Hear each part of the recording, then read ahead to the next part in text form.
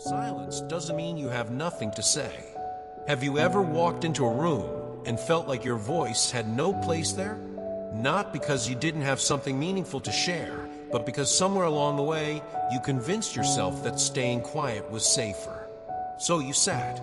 You nodded politely, smiled when expected, and played your part, while silently wondering, does anyone actually see me here? There's a kind of silence that doesn't come from peace.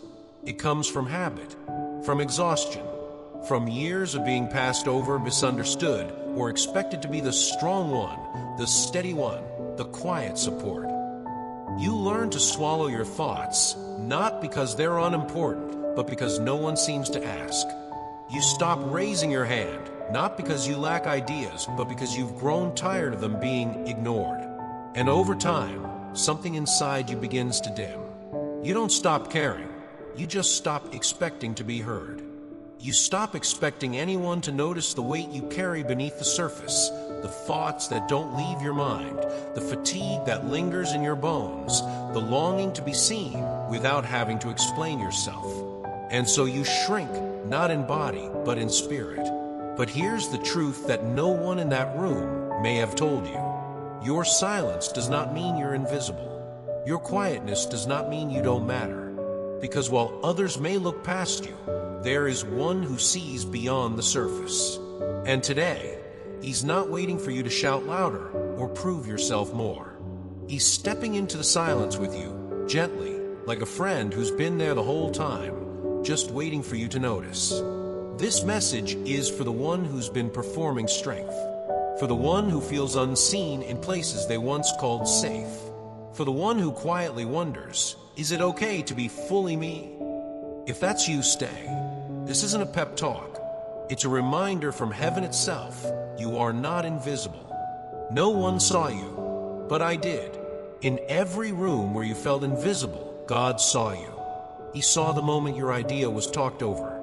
He noticed the way you folded your hands in your lap and decided not to speak again. He felt the quiet ache in your heart when you offered your best and received silence in return.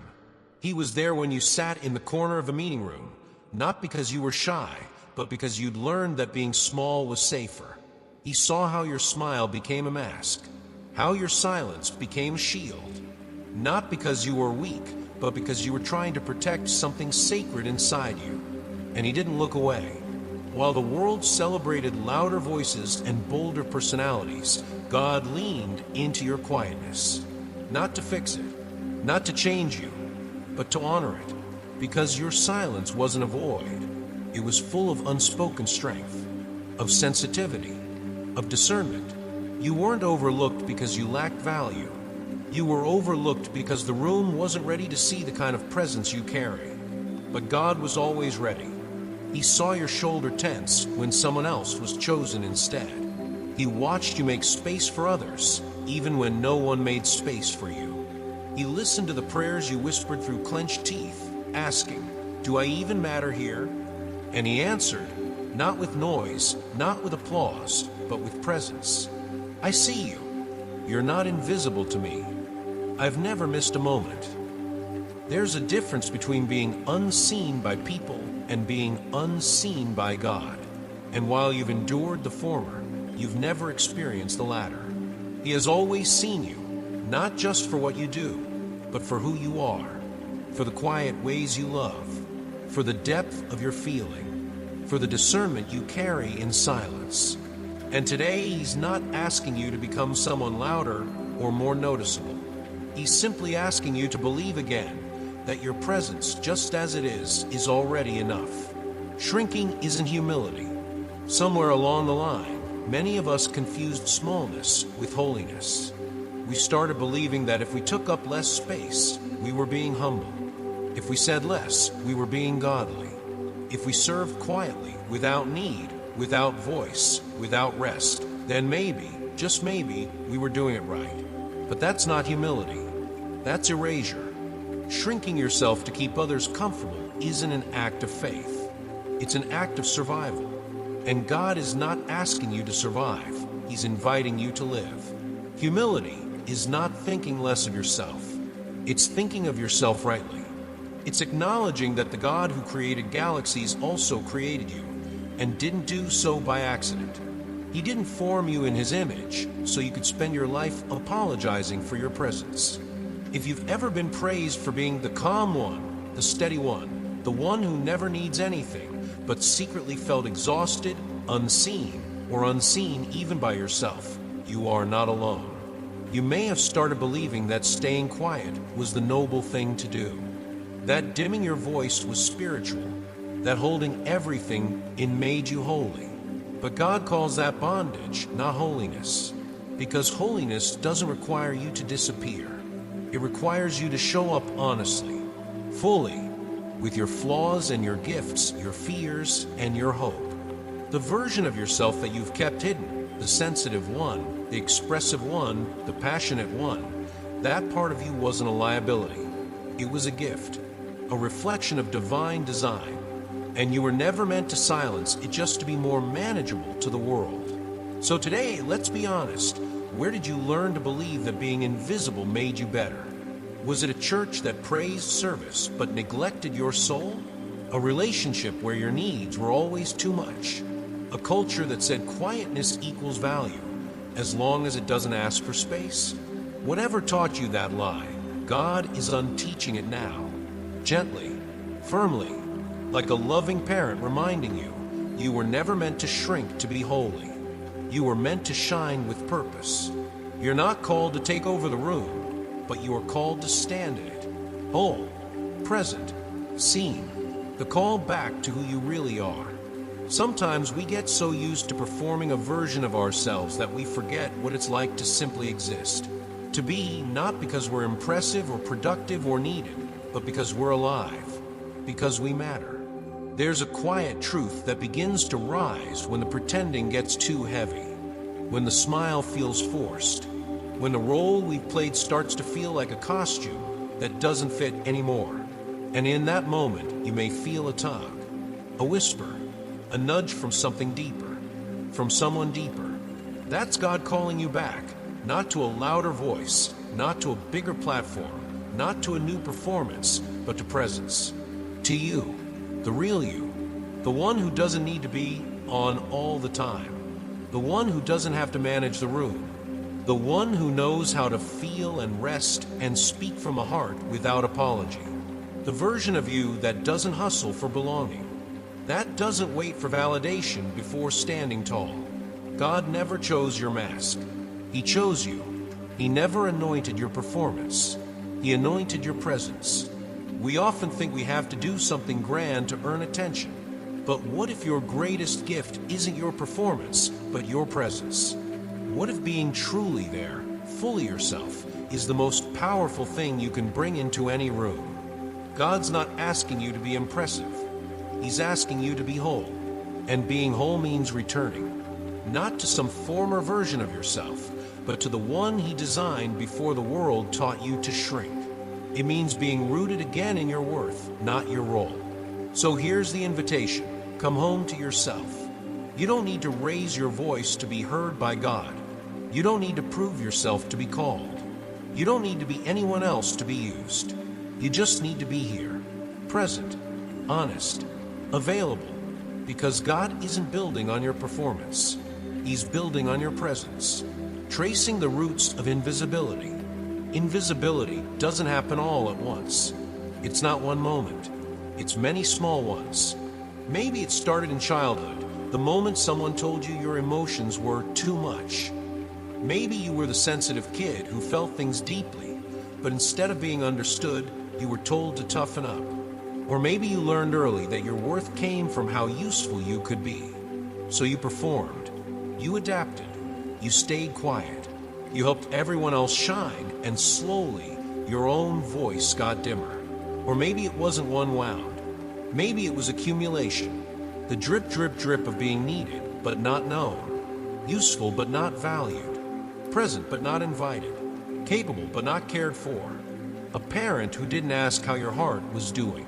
A friend who only called when they were in crisis. A job that praised your productivity, but never saw your personhood. A church that loved your service, but never asked about your soul. And so, piece by piece, you started building a new version of you. A safer version. One that stayed small. One that blended in. One that didn't take up too much space, because space had become dangerous. You didn't mean to disappear. You just didn't know if it was safe to be seen. And now, years later, you're wondering why it still hurts. Why walking into certain rooms still makes your chest tighten. Why your voice still hesitates before it speaks.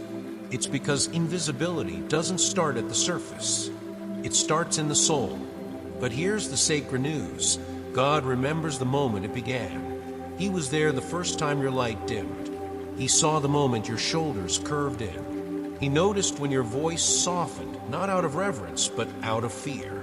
And he's not angry about your survival. He's tender with it. He doesn't shame the little you who learned to cope. He kneels beside you and says, I'm sorry they didn't see you. I'm sorry they only loved the parts of you they could use. You should never have had to disappear to feel safe. You didn't choose to be invisible, but now you have the choice to come back into view. And God will walk every step of that return with you, gently, patiently, faithfully, beginning the restoration of identity.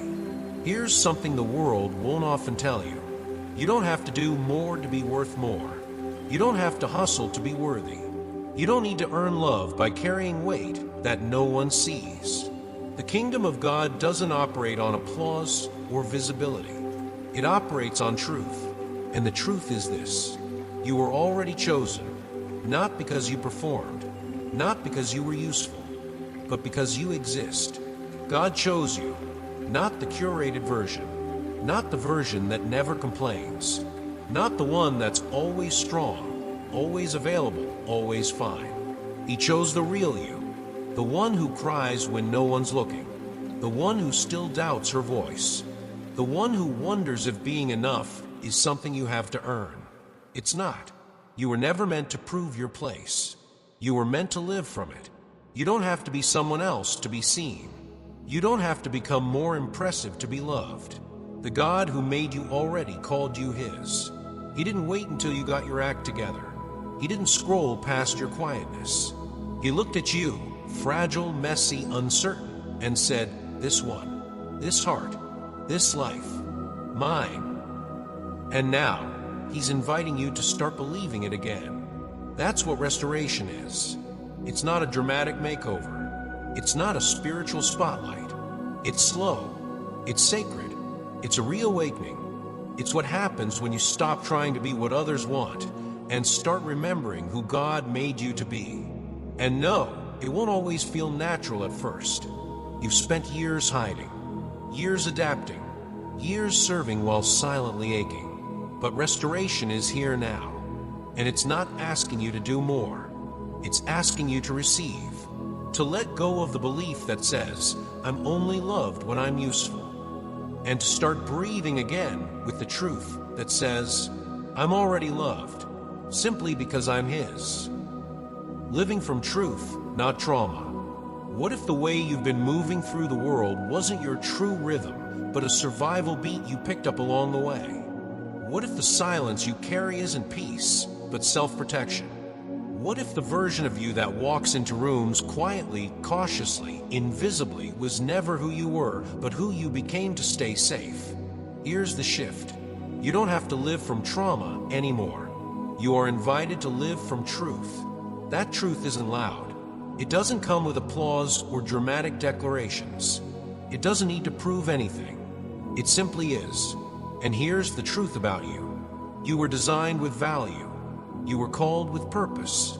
You carry something eternal, not because you fight for space, but because you were assigned to it. God is not calling you to perform in rooms that misunderstand you. He is calling you to walk into them with quiet authority, not demanding, not apologizing, just present, just true, just you. You don't have to fill every silence to be heard. You don't have to impress to be important. You don't have to hide your softness just because someone once mistook it for weakness. Your silence used to be a shield. Now your truth is your strength. God is not asking you to be louder. He's asking you to be real, to show up in the spaces he's placed you, not as a ghost of who you are, but as someone fully alive. And yes, it will feel unfamiliar at first, because trauma taught you to shrink. But truth teaches you to stand. This isn't about being bold for the sake of boldness. It's about embodying the reality that you are no longer invisible. Reconnecting with your real identity. You've probably picked up a few names along the way. The quiet one, the helper, the safe one, the one who always listens. And for a time, those labels made sense. They gave you a place, a role, a reason to be needed. But here's something important. A role is not an identity. Being dependable is beautiful, but it's not the whole of who you are. Being calm is wonderful, but it's not your only truth. God never called you the background. He called you chosen. He called you anointed. He called you His. You are not just the one who holds space for others. You carry presence. You're not just someone who helps. You are someone who hears what others miss. You're not just quiet. You are discerning, intuitive, and deeply aware. Those traits aren't flaws. They're gifts. And they were never meant to keep you hidden. They were meant to bring light. Maybe for years you thought your personality was just easier to manage. That blending in made life smoother. That not being a burden was a kind of virtue. But God is not asking you to blend in anymore. He's inviting you to show up as the whole, fully awake, deeply rooted version of yourself. Because when you're fully present, things shift. The atmosphere changes. People breathe deeper. And sometimes, without even trying, you give others permission to be themselves too. That's not personality. That's purpose. God is restoring your name, not the one others gave you to control or contain you, but the one He whispered over you before you were born. Not the one who disappears, but the one who carries light. You're not here to be manageable. You're here to be meaningful. Restoration is practical, not just internal. Healing is holy, but it also needs to be practical, because you're not just a soul. You're a body. You're a rhythm. You're a space that carries memory, feeling, and movement. And here's what happens when you've spent years feeling invisible. Your body starts to brace, shoulders tight, breath shallow, jaw clenched. Your space reflects survival, cluttered, rushed, neglected. Your time becomes a blur of doing and pleasing and performing. But you don't have to live there anymore. God isn't just restoring your spirit. He's restoring your rhythm. He's calling you to slow down, not into laziness, but into alignment. To breathe, not because you're gasping, but because you're grounded. To sit, not because you've given up, but because you're reclaiming rest. What if your home became a place of peace, not just a pit stop between tasks? What if your schedule reflected who you are becoming, not who you used to be when you thought your value was in how much you could carry? This is where restoration becomes real. Light a candle, not for ambience, but for intention. Play music that heals, not just distracts. Put truth on your walls, not expectations, not productivity quotes. Truth, the kind that reminds you, I am seen, I am safe, I am loved. You are allowed to rest. You are allowed to make your space reflect your worth. You are allowed to take up time, not to be productive, but to be present. And maybe that's the most spiritual thing you'll do today. Because when your surroundings start to reflect your new identity, the lie of invisibility no longer feels at home. You don't have to earn the right to slow down. You just need to believe you're worth staying present for. You are. And God is already making space for that belief to take root, not just in your mind, but in your breath, in your room, and in your rhythm. Prayer that matches the new you. Let's talk about prayer, not the formal kind we memorize or recite with folded hands and careful words. Let's talk about the kind that sounds like you. The kind that sounds like breath, like surrender, like truth. Because the version of you that once whispered timid prayers from the shadows is no longer the same. You've been seen. You've been named. You've been called out of invisibility. And now your prayer life is allowed to reflect that. So why do we still pray as if we need to be small to be spiritual? Why do we still think that humility means apologizing before we ask? Why do we hold our desires like they're fragile or selfish, afraid to let God see the full shape of our heart? But here's the thing, He already sees it. He's not surprised by your longings. He's not offended by your questions. He's not irritated when you ask for more.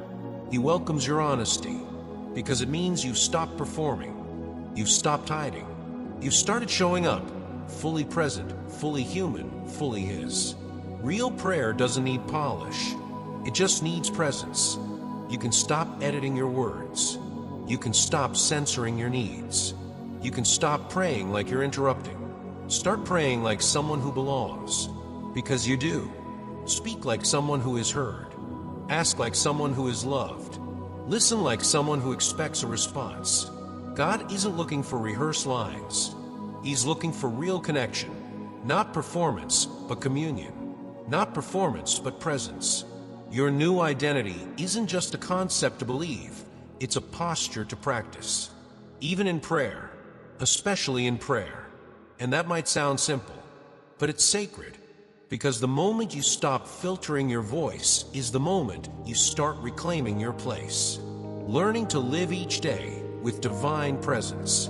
How do you carry the presence of God in a world that's always pulling at your attention? Not just in church, not just in still mornings or devotional moments, but in traffic, in crowded grocery aisles, in the awkward silence of staff meeting, in the hallway of your home when no one asks how you're doing. The answer isn't to escape the world. It's to anchor within it. This is where daily presence becomes a spiritual discipline.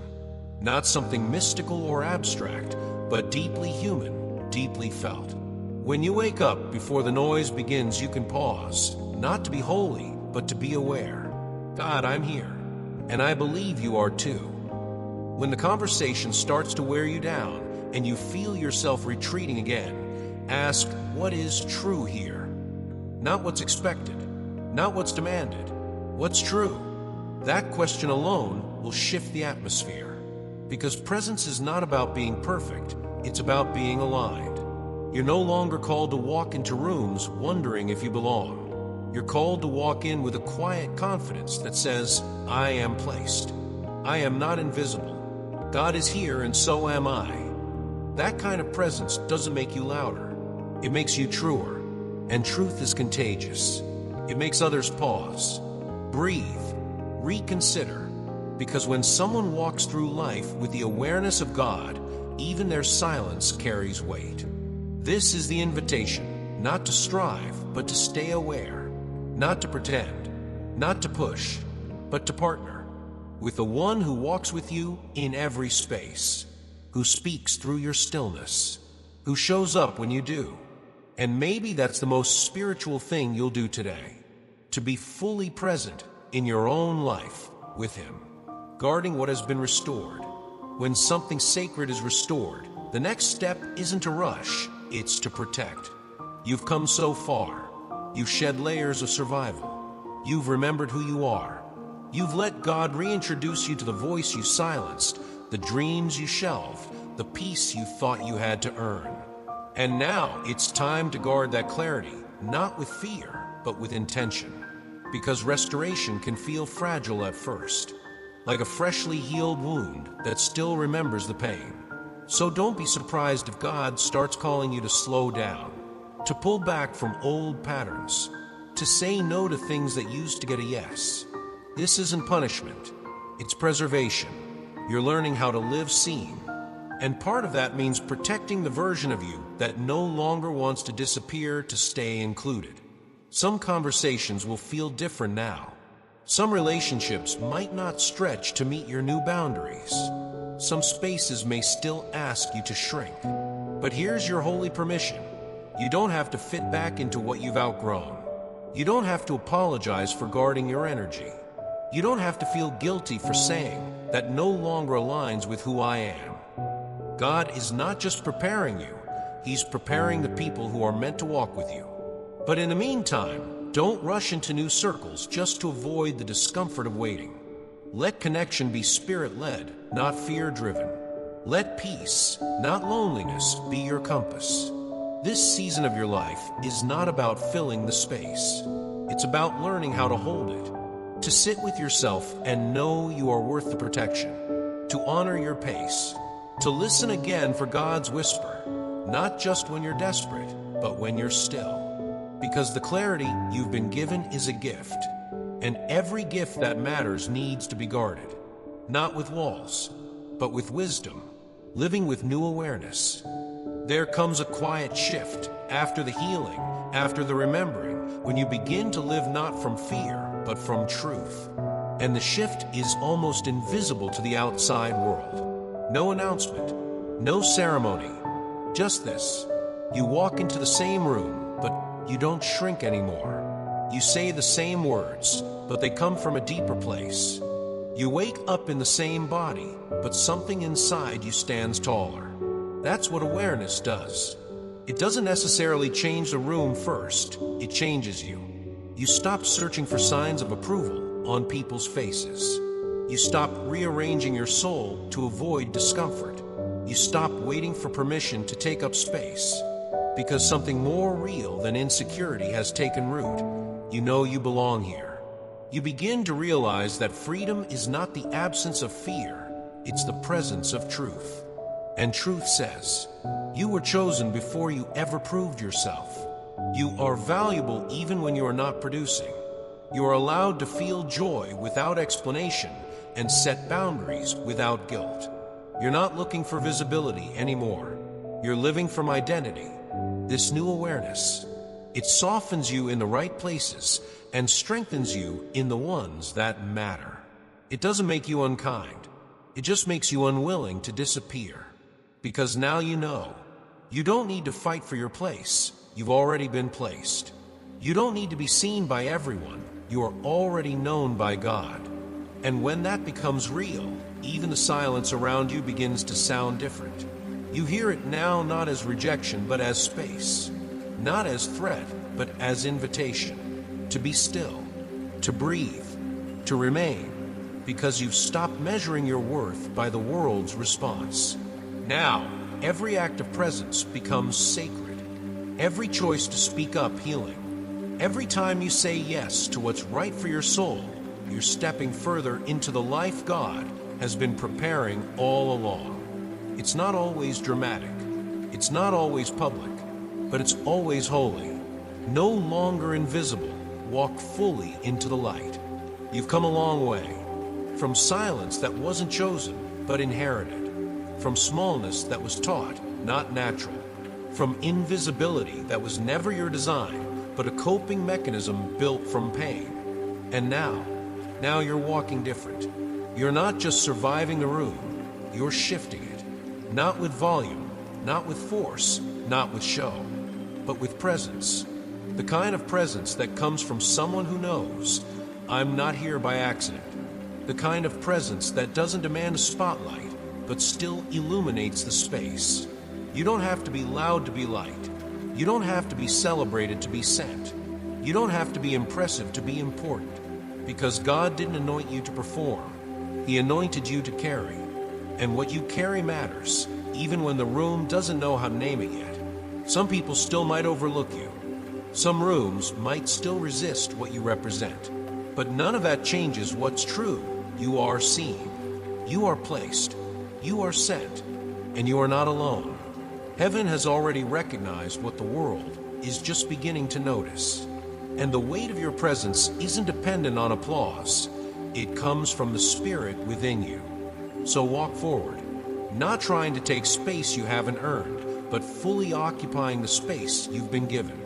Not shrinking for the comfort of others, but shining for the clarity of the kingdom.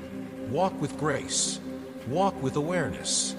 Walk with your full self, present and whole. Because you are not invisible. You are not forgotten. You are not just a background figure in someone else's story. You are a reflection of God's light. You are a carrier of presence. You are the answer to someone's prayer. And when you walk in, the room changes. Not because you make it about you, but because you show up with nothing to prove and everything to bring. So let this be your quiet declaration, written not with words, but with how you live. I don't need to be chosen again. I already was. I don't need to be louder to matter. I just need to be fully here. And you are. Now walk in that light. Live in that truth. Stay in that presence. Because the world doesn't need more people trying to be visible. It needs more people who live like they're already seen. And you are no